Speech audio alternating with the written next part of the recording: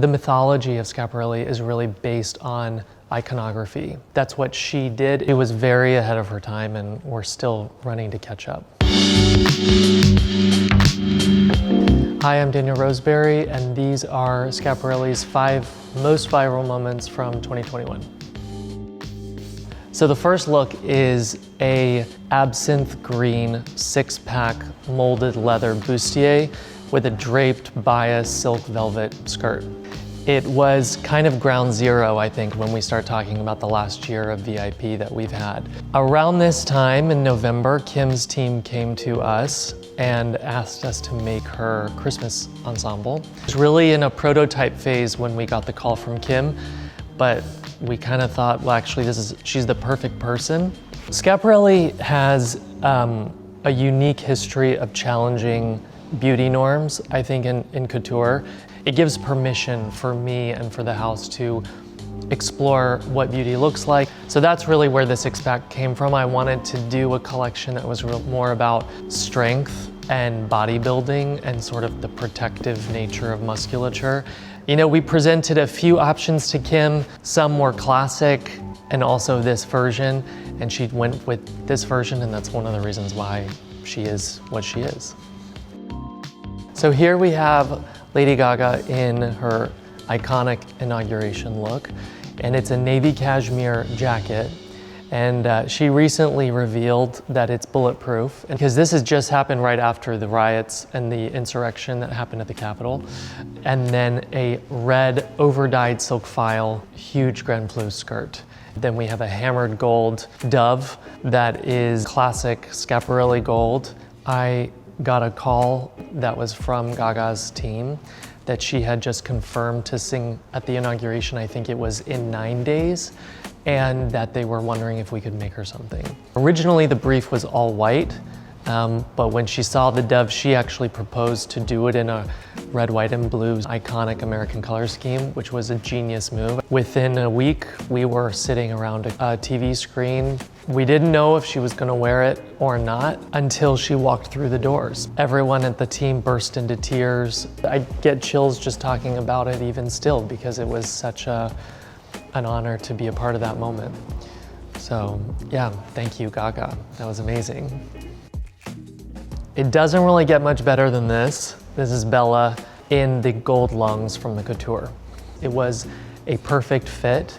It's a black long sleeves wool crepe gown, and the whole décolleté is cut out, and it's leaving space for the gold bijou lungs. So this idea came quite late. We were coming out of lockdown, and we had all been so obsessing over our COVID status and really talking without talking about the lungs, but talking about the health of our respiratory systems and everything. And I just thought, what if we just almost fetishized the lungs, fetishized this moment in history as well? We built these lungs one capillary at a time. They were made by an artisan in Paris by hand, and then they're covered in Swarovski crystals. Bella was in Paris when we showed the couture. She said that when she saw that look in the lookbook, because we didn't have a show, she knew it was for her, and she took it to Cannes and wore it, and the rest is history. Cardi is wearing a Stephen Jones headpiece. I wanted to look like a scarf that's being blown out in midair. And then she's wearing a tweed jacket that has the gold boobs molded in leather. Oh, and then the gloves with all of the Schiaparelli bijou, the teeth that have become rings, and then the visage pendants. She has so much charm, and I think that she brings so much personality to these pieces. That's what's so cool, is that even a piece this strong is totally dominated actually by Cardi's energy and her amazing personality. Even with something as classic as a tweed jacket, it should be like a siren song, sort of like calling you to it. And really, the body parts have become the key. When people see their own body parts covered in gold or molded in leather reflected back at them, there is a visceral reaction and an attraction that people feel. And we are 100% exploiting that and really owning that, because now you know if you see body parts in gold or in leather, or I guess on a tweed jacket, you know what it is. It's Schiaparelli.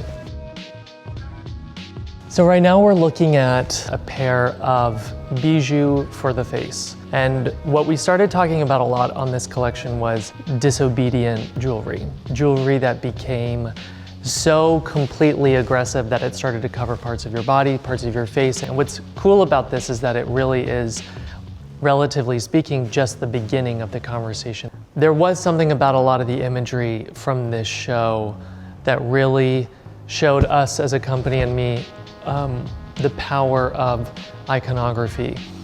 And Schiaparelli, more than a silhouette, it's not a color combination. The mythology of Schiaparelli is really based on iconography. That's what she did. It's more about these iconic ideas or images that get under your skin.